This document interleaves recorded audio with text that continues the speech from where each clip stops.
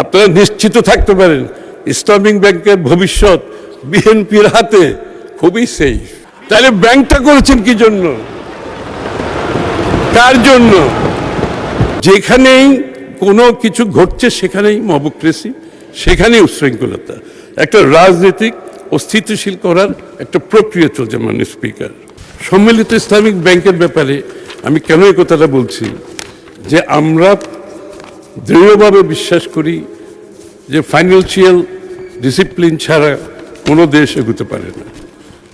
এবং যে কারণে বাংলাদেশ ব্যাংকে যিনি দায়িত্ব নিয়েছেন, একজন বলেছেন উনি ঋণ খেলাপি না, গভর্নর সাহেব ঋণগ্রস্ত। মানে স্পিকার, এই হাউসের মধ্যে ঋণগ্রস্ত না এমন কেউ আছে?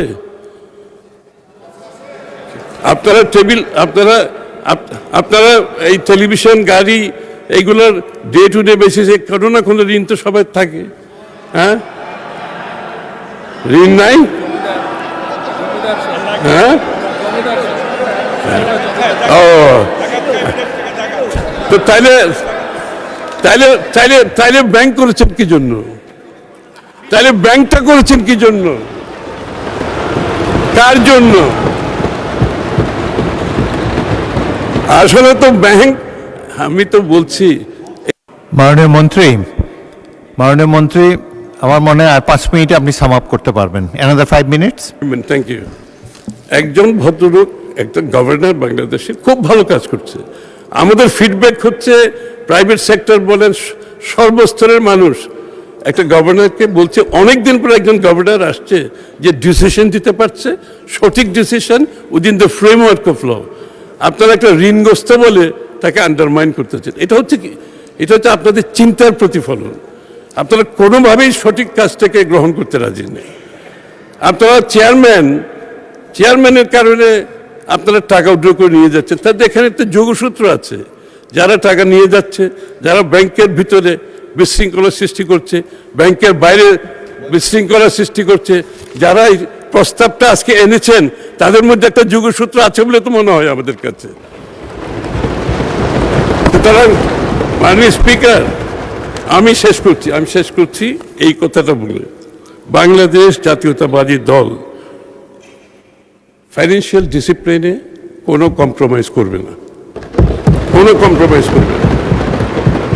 এবং এটা বারবার আমাদের সরকার বারবার প্রমাণ করেছে এটা।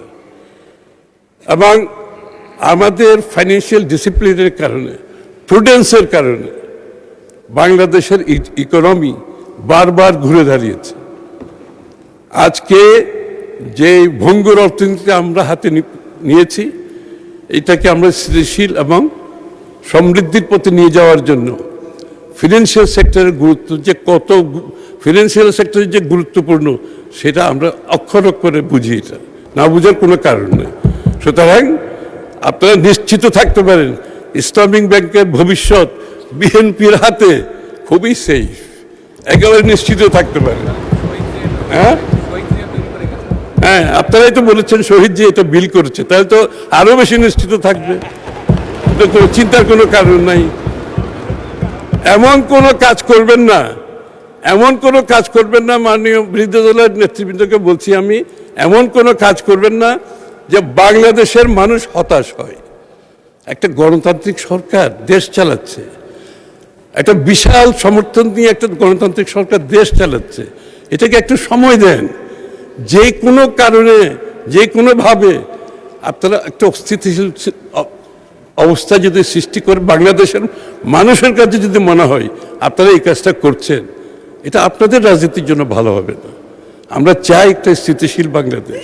সুতরাং এই যে ব্যাংকের বাইরে যারা আছে, ব্যাংকের ভিতরে যারা বিশৃঙ্খলা সৃষ্টি করছে, আইনের চোখে তারা কিন্তু দোষী।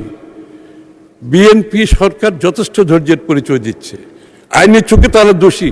কোন রকম ফিনান্সিয়াল ইনস্টিটিউশনের সামনে ভিতরে বাইরে বিশৃঙ্খলা করার অর্থ তার শাস্তিযোগ্য অপরাধ, এবং এটার জন্য 2 বছরের জেল হতে পারে। কিন্তু বিএনপি সরকার অত্যন্ত ধৈর্যশীল, এবং আমরা কিন্তু অসম্ভব টলারেন্সের মাধ্যমে সরকার পরিচালনা করছি।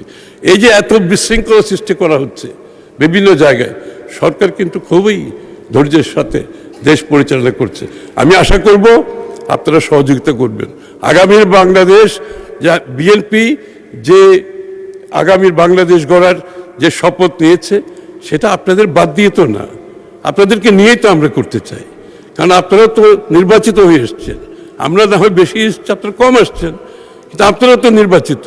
আমার অনুরোধ, আমরা ঐক্যবদ্ধভাবে সামনের দিকে এগিয়ে যাই।